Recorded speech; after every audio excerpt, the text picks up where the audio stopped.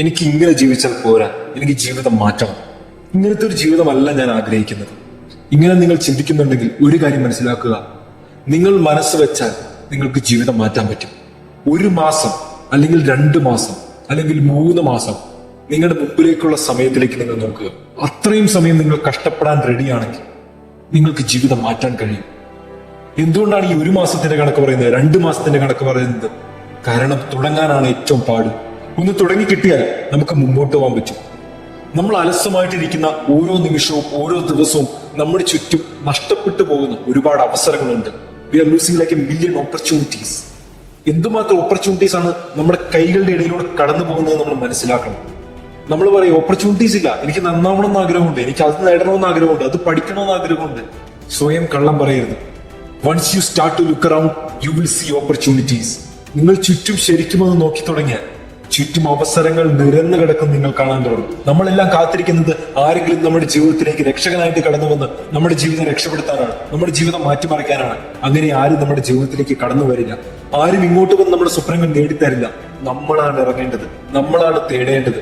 സൗരവ് ഗാംഗുലി പറയുന്ന ഒരു കാര്യമുണ്ട്, everything in life is about standing up and making the most of your opportunities. ഇവിടെ ആദ്യം നമ്മൾ എഴുന്നേറ്റ് നിൽക്കണം, നമ്മുടെ ചുറ്റും നോക്കണം. എങ്കിൽ മാത്രമാണ് നമ്മൾ അവസരങ്ങൾ കണ്ടെത്തുകയുള്ളൂ.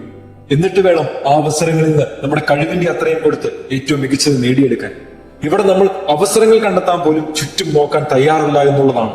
ആദ്യം ഒരു കാര്യം മനസ്സിലാക്കണം, നിങ്ങൾക്കൊരു സ്വപ്നമുണ്ടെങ്കിൽ ആ സ്വപ്നത്തിലേക്ക് എത്താൻ ഒരു വഴിയുണ്ട്. പിന്നെ എന്തുകൊണ്ടാണ് നിങ്ങൾ പേടിച്ച് പുറകോട്ട് മാറി നിൽക്കുന്നത്? Judgement fear. മറ്റുള്ളവർ എന്ത് വിചാരിക്കും? ഞാൻ ഇങ്ങനെ ഒരു കാര്യം ചെയ്യാൻ തുടങ്ങിയാൽ മറ്റുള്ളവർ എന്ത് വിചാരിക്കും? ആദ്യം ഒരു കാര്യം മനസ്സിലാക്കുക, നിങ്ങളുടെ സ്വപ്നങ്ങൾ നിങ്ങളുടെ കണ്ണിലൂടെ അല്ലാതെ മനസ്സിലാക്കാൻ പറ്റില്ല. മറ്റാർക്കും അത് മനസ്സിലാക്കാൻ പറ്റില്ല. അതുകൊണ്ട് ആദ്യം എടുത്തു മാറ്റേണ്ടത് മറ്റുള്ളവർ എന്ത് വിചാരിക്കുമെന്നുള്ള ചിന്തയാണ്.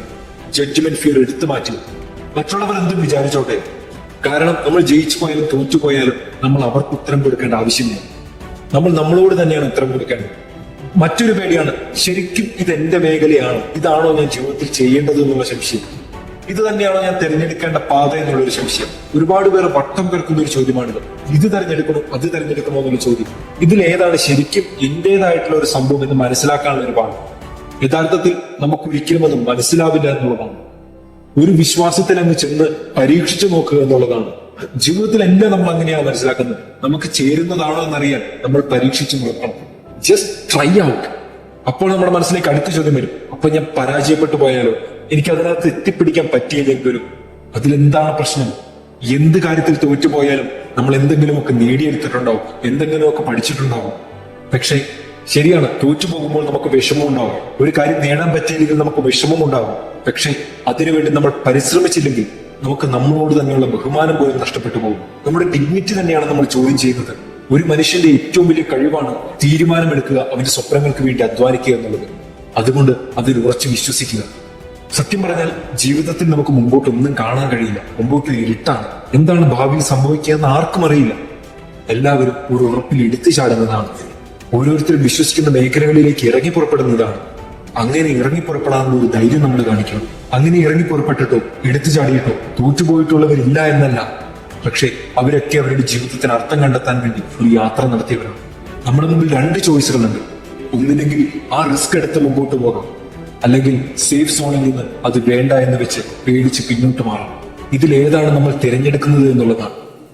നമ്മൾ ഇറങ്ങി പുറപ്പെടുന്നെങ്കിൽ നമ്മൾ ആദ്യം മനസ്സിലാക്കേണ്ടത് തോൽക്കാനുള്ള നമ്മുടെ ശക്തി കൂട്ടണം. തോൽക്കാൻ കുറച്ചുകൂടി നമ്മൾ തയ്യാറായിരിക്കണം. നമ്മളെല്ലാം പെട്ടെന്ന് ജയിക്കണം, എളുപ്പത്തിൽ ജയിക്കണം എന്ന് ആഗ്രഹിക്കുന്നവരാണ്. ഒരു വീഡിയോ യൂട്യൂബിൽ ഇട്ടാൽ ഹിറ്റ് ആവണം, അല്ലെങ്കിൽ ഒരാഴ്ച കൊണ്ട് ഏറ്റവും നല്ല ഫുട്ബോൾ പ്ലെയർ ആകണം, അത് പെട്ടെന്ന് പിടിച്ചെടുക്കണം. No, you have to fail before you succeed. Madam C J Walker പറയുന്നുണ്ട്, don't sit down and wait for opportunities to come, get up and make them. നിങ്ങളുടെ അവസരങ്ങൾ സൃഷ്ടിക്കാൻ പഠിക്കുക. കാരണം ലോകം എപ്പോഴും നിങ്ങൾക്ക് അവസരങ്ങൾ വെച്ച് നീട്ടണമെന്നില്ല. മറ്റുള്ളവരോട് ചോദിക്കാൻ മടി കാണിക്കാതിരിക്കുക. Don't fear to ask. ആരോടെങ്കിലും മെസ്സേജ് അയച്ച് ചോദിക്കുക, നിങ്ങൾ എങ്ങനെയാണ് ഇത് ചെയ്തത്, നിങ്ങൾ എങ്ങനെയാണ് ഈ യാത്ര നടത്തിയത്, നിങ്ങൾ എങ്ങനെയാണ് ബിസിനസ് തുടങ്ങിയത്, നിങ്ങൾ എങ്ങനെയാണ് ഇത് പഠിച്ചെടുത്തത്. Just ask.